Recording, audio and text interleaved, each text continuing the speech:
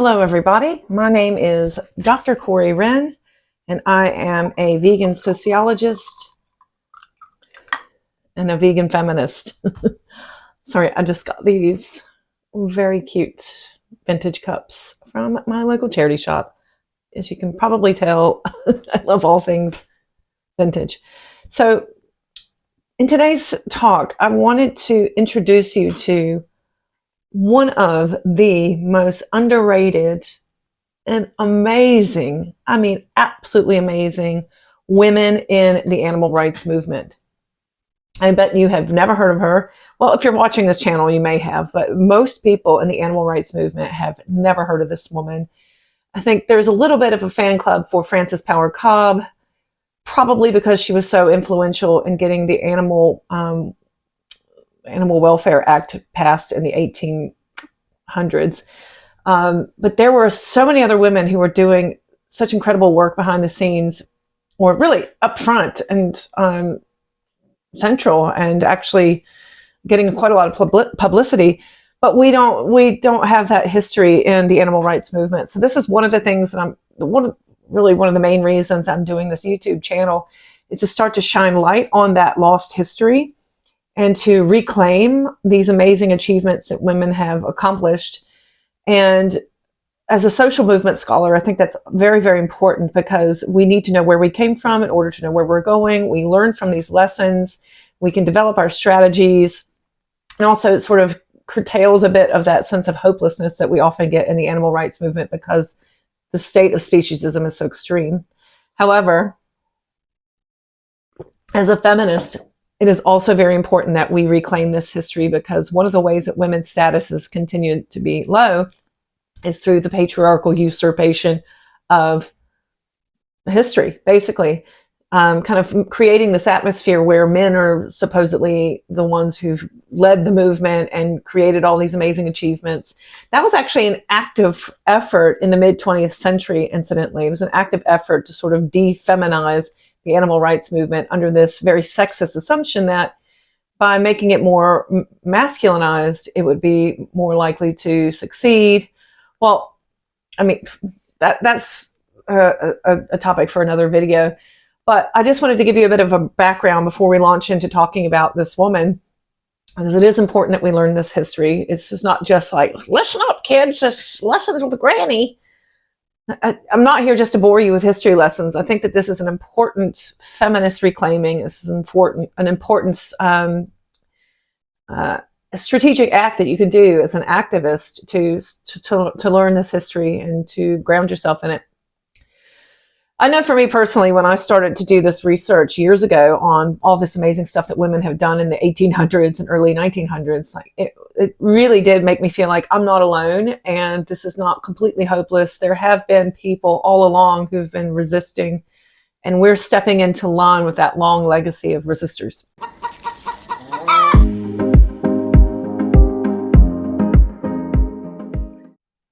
So today's person we're going to be talking about is a woman from Sweden who was, she immigrated to Britain. So she was part of the British anti-vivisection scene in the late 1800s, early 1900s.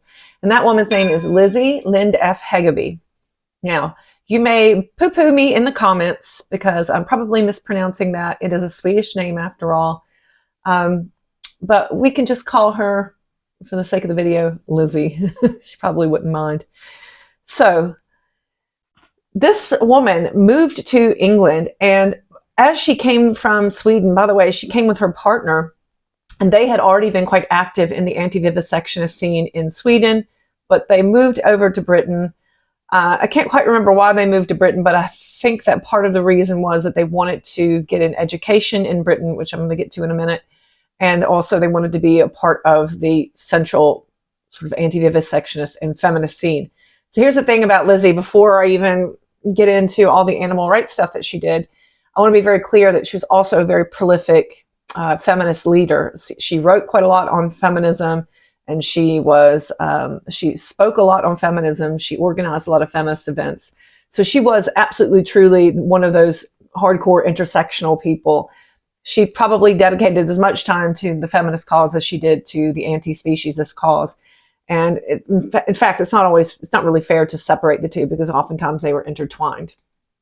So anyway, she was a very big feminist writer and speaker and leader and organizer. So she moved to England probably because she wanted to get active in the protest scene here.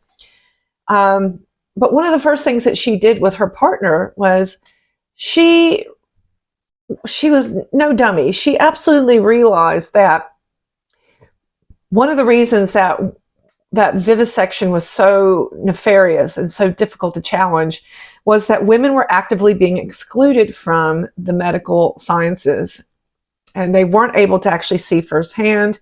And lo and behold, women are not allowed to have this degrees or professional kind of accreditation, and then therefore they can't be taken seriously. Now, this is no accident, of course. Historically, women were the healers, and it really began with the witchcraft persecutions of the Middle Ages, where women who were community healers were being persecuted and killed. And by the time you get into the 17 and 1800s, women who were involved in healing, they were very much so stigmatized and then outright banned by the 1800s. So there was an active effort. This is an active effort of patriarchy to stamp out women's power and knowledge, basically. And so Lizzy was very aware of that, and she realized that one of the important things that she was going to need to do in order to be an effective force against speciesism and sexism was to get educated. So I've already talked about Anna Kingsford, who's one of the first women to get a medical degree. And although she was British and did her advocacy in Britain, she was doing her work in the mid 1800s, when it was just no chance in hell that she was going to get a degree from a British institution. So she went to Paris to get that. However, Lizzy is coming in after Anna Kingsford has died, and things have lightened up a little bit. So she's able to enter into the British medical system and become a student. So this is very, very rare. Very few women were able to do this. Of course, she was up against the odds. And the very first thing that she did when she got there is she started taking copious notes. She started taking notes, observations, writing it down, and then she published it along with her partner, Lisa Charteau, who, remember, came with her from Sweden. So they published this in 1904, and it documents in excruciating detail what was being taught to students there. And it was absolutely horrific. What they saw, what they found was that this was really not about research. There was another lesson going on here. This was a lesson in cruelty, it was a lesson in human supremacy, and it was a lesson in patriarchal control and violence over more vulnerable beings, basically. And what she said was that this was a spectacle, and it was very clear that the more violence, the more pain and suffering that could be inflicted on these animals, the more enjoyment that the classroom got out of it. So it was like an entertainment experience, basically. And so one of the chapters, by the way, in the book called The Shambles of Science, one of the chapters was called For Fun. And the idea here was that this is not about science or serious research. This is really about men in power, enjoying their power and flexing that power by harming those more vulnerable, and then reproducing that power by passing it on to these male medical students. Now, when this book came out, this is very important, right? So now she's got the credentials. She was there up front and center. She saw this happening, and she was able to scientifically observe, right? So she's a scientist. She's not just kind of writing off some sentimentality, which again, we can come back to, I'll probably come back to that in a minute, or just some emotional response. She's like, no, I'm going to sit down and observe all of this. And this was a major part of her career as an activist, incidentally, is actually going in, seeing for herself and documenting it in a systematic way, in a scientific way, using these patriarchal tools for the most part. So that particular chapter, For Fun, which documented one particular researcher's pretty nasty behavior towards a dog that had been vivisected on multiple times, he actually sued her for libel for that. And boy, oh boy, she was ready for it. It was a spectacular trial. Now here's the thing, I hate to say this because it's kind of not nice to women, but the deal was that actually Lizzy was a very beautiful well-born, aristocratic, well-spoken, commanding presence. I've talked about Frances Power Cobb in an earlier video, and Frances was kind of interesting because she, like Lizzy, was also a lesbian and lived on her own and was wealthy, lived with her partner, but lived independent of a man, was wealthy, and was like a loud person who took up space. But she didn't fit into the conventional sort of Gibson girl code of the turn of the 20th century. She was larger, she liked to eat, she wasn't a vegan or vegetarian, and she didn't dress the normal way. She wasn't wearing a corset, she cut her hair short. That was not Lizzy. Lizzy, like Anna Kingsford, was a beautiful woman, and she made sure she looked beautiful. And that, unfortunately, was one way that they were able to play with the crowd and to get some people who were on their side. She did not win the case, although the case went on for many days and got lots of press attention. She actually had to retract the chapter in question. This did not end the book, by the way. The book, like this, you may have actually heard of the book, Shambles of Science. It's an actual documentation what was happening, and it continued on after this trial, but that particular chapter had to be redacted. Lizzy would not be stopped here, however. She was like, She actually then partnered up with some other people who were doing this work, such as Charlotte Despard, who I will talk about in another video probably, George Bernard Shaw, who was also an animal rights activist and a vegetarian. And she worked with lots of other people. Even Frances Power Cobb, by the way, sent her money and support when she was trying to go through this trial. Well, what she did was she got involved in organizing the very, very famous brown dog statue. The dog from chapter 4, or I think it's chapter 4, the dog from the redacted chapter, which, by the way, I don't recommend looking at because it's really, really gruesome stuff. So just take my word for it. It's not very nice. That dog was going to be immortalized one way or another. And by the way, it's not just that dog, although that was the shocking story in this book. The dog represents all the animals who are being harmed in this horrific new scientific institution known as vivisection. So Lizzy was one of the main organizers for the brown dog statue. And this was one of the, well, really, it's one of the most important protests of all animal rights history. But at that time, it was the most well attended. So at this time, because of Lizzy's advocacy and her trial and all the pushback she got from that, it started to be the case that feminism was now being overlapped with anti-vivisectionism. And to an extent, there was a reason for that, because folks like Lizzy, Anna Kingsford, Frances Power Cobb, they were all pretty aware that what's happening to non-human animals doesn't stop with non-human animals. There's also a lot of medical research happening on women, especially vulnerable women, women of color, immigrant women, poor women. And the rise of gynecology is a whole horror story I could do a whole other video on. So they were aware that this was also a feminist issue. They were aware that the status of women and the status of animals were connected. So, but what had happened now is that although not all feminists were anti-vivisectionists by any means, because of Lizzy's campaigning in that very famous trial, now there is, in the public mind anyway, a connection between feminism and anti-vivisection. Some scholars, Cora Lansbury, for instance, has argued that this was a major setback for the anti-vivisection movement, because before that it was much more intersectional. There were much more anti-colonial activists involved. There were socialists involved. It was a working class issue because the working poor were also afraid of being tested on, vivisected on. Nonetheless, there was this connection. So what happens then when the brown dog statue goes up, and the brown dog statue goes up in Battersea, which is in the heart of working class London. There's a lot of Irish resistors there, working class people. So they chose it to put it in that reason, put it in that place for a reason. And it was also adjacent to an anti-vivisection hospital, because a lot of vivisection was taking place in hospitals, and people were afraid.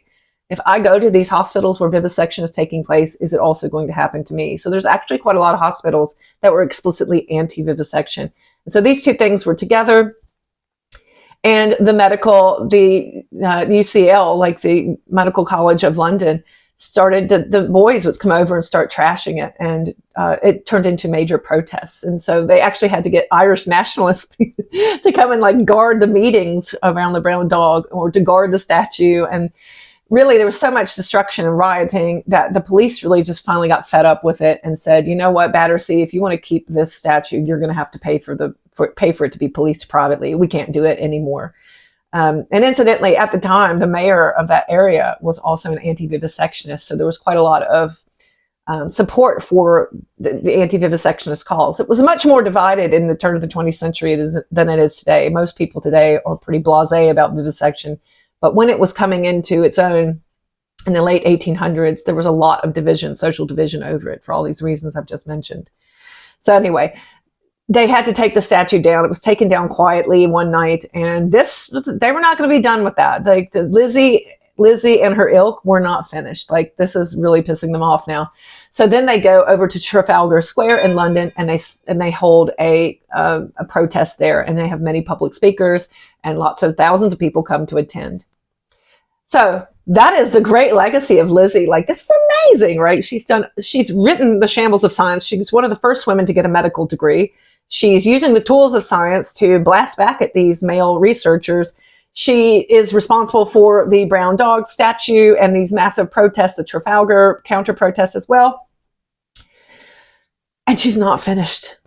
So she starts to ride this momentum. So the brown dog thing has come to a conclusion. That statue, by the way, would not be placed back up until like over 100 years later, I think. It's up there now. Like, they finally put up a new one. But she didn't stop there. She went on to create her own charity, the Anti-Vivisection and Animal Defense Society. And this went on well into the 30s. In my research, I found they were still publishing in the 1930s on every kind of campaign you can imagine, on sealing, which would become a major campaign of the 1980s and 90s, seal clubbing, that is, fur, trapping animals for fur. Another major campaign that she was involved with is with humane killing, quote unquote, humane killing.